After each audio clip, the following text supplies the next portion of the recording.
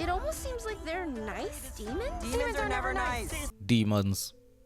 They've become such an oddly complicated topic in fiction these days. I should know. I'm a fan of Freeren, and I like the White Rabbit from Netflix May Cry. And I know both characters would definitely try to kill each other. In this modern day of searching for nuance in things, the idea of pure evil beings has kind of fallen out of fashion. Actually, they've been out of fashion for so long that the idea of sympathetic demons has also kind of fallen out of fashion, and we're almost back where we started. All sorts of stories have different types of demons depending on the story they want to tell. Some want to have fun killing monsters, some want to tell a story of prejudice, and they're both fine as long as the story isn't bad. But in this tug of war between demons being bad or misunderstood, I find K-Pop Demon Hunters to be oddly refreshing because it kind of combines both ideas to tell a fitting story around the conflict of the main character and the need to fight your demons. If you haven't seen this movie, by the way, I'm going to spoil the whole thing, and I'm telling you right now, it's really good. You should go watch it. The movie centers around Huntrix, a K-pop band that's the latest in a line of demon hunting singers who use their songs to reach the souls of others to power the Honmoon, a barrier that keeps demons from freely entering the human world. The demons seek to steal souls for their lord, Gwi-Ma, who uses those souls to become more powerful. But Rumi, the lead singer of the latest iteration of the Hunters, has a problem. She's a half demon. No, we don't really know how. Her mom's dead, her father's the subject of fan speculation, and I'm really hoping for a sequel. Either way, Rumi works as a K-pop idol to strengthen the Honmoon while also fighting demons, with the plan being to turn the Honmoon gold, something that will make it a permanent seal cutting Gwi-Ma off from the real world. Enter Jinu, a demon with a plan to undermine Huntrix by stealing their fans. A bit of an odd plan considering I'm pretty sure they'd have different target audiences, but it does work. I feel this movie would be frustrating for someone who's really tapped into how the K-pop industry works. With his demon boy band, he plans to undermine the power Huntrix is generating. But it's questionable if they even need to, because Rumi's been losing her voice as her demon markings grow. And so, the stage is set between these two for the true conflict.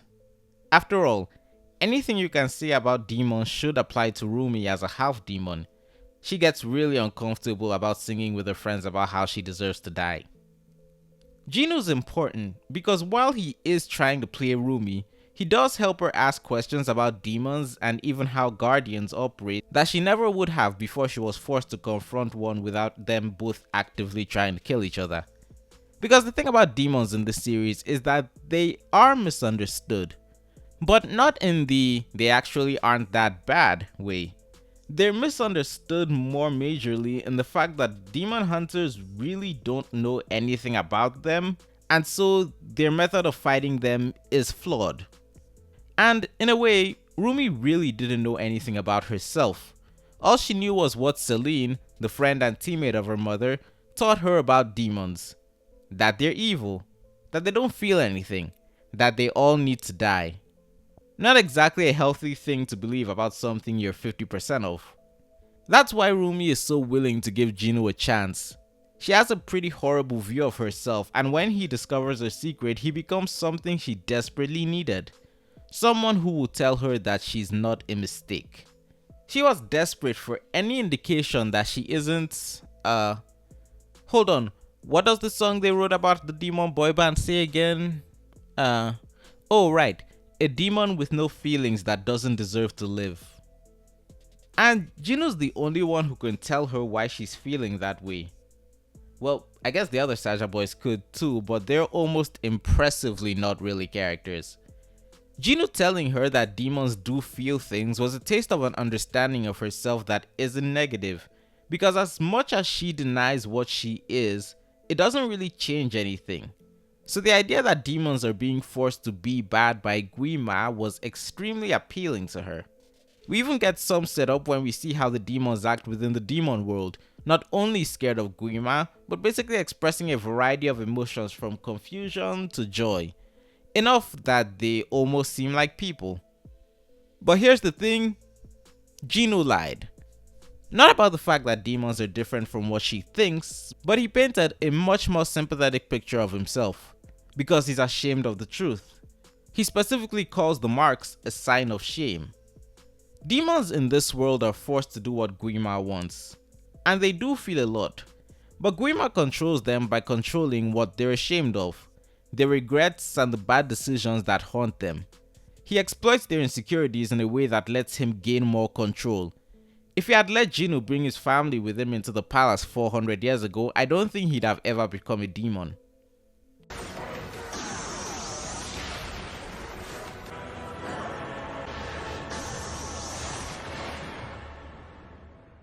Jinwoo's whole role in the plot is based on his desire to forget his shame. Now, I think this is really clever because it's a form of misunderstanding that doesn't really mean that demons aren't an enemy that must be stopped. And if Jinwoo's circumstances are emblematic of how most demons become what they are, then they're really victims of themselves. Jinwoo chose to abandon his family because it was his only way out of a life of poverty. It's a motivation you can understand, but you also know was a selfish one that's landed him where he is. Remember, this movie is about Rumi and her understanding of herself, and the growth and corruption of her demon half corresponds to her understanding, or lack thereof, of demons. As she rejects herself and hates herself and lies to her friends, her shame, the demon within her, only grows stronger. And that's what interferes with the harmony of the Honmoon. When Rumi finds out the truth, it seems to break her as she confronts Celine, the guardian who tried to raise her but couldn't bring herself to love her. All of her. Instead, teaching her to hide all her imperfections. This is really clever because it kind of reflects on idol and celebrity culture. Huntrics are human.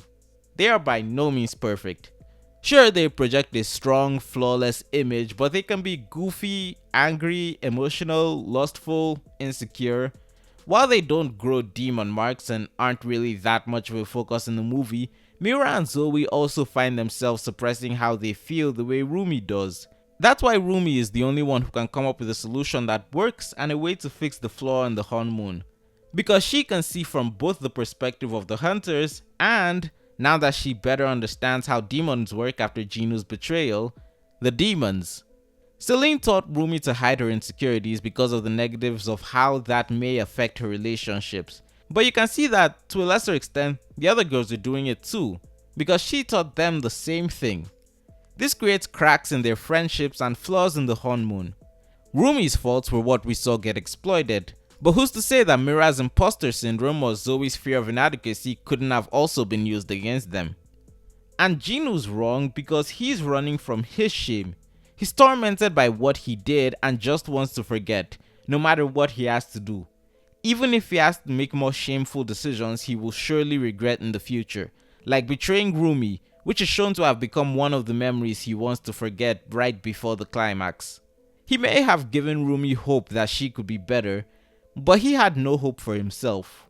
Free is kind of funny in that context because it's a song that's exactly about what he wants, but Rumi is overestimating how easy such a thing would be and how good it would be.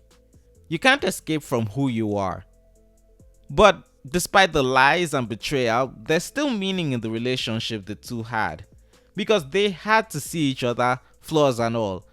Jinwoo may not have fully opened up to Rumi until the end, but he did enough for her to see that there was more to him than just the demon, and the comfort he provided as someone who could see everything about her and not reject her meant something. She believed that her existence was a mistake that needed to be corrected, and correcting that mistake was getting really hard with her voice straining and her demon marks growing. Just having someone who could look at her and validate her existence meant something. And funny enough, that's what helped her understand how to defeat him, an understanding that did eventually reach him when he sacrificed himself for her and gave her his soul, finally properly bearing himself to her. And Rumi? She realized that their entire approach is wrong, more focused on fighting demons than reinforcing themselves against them.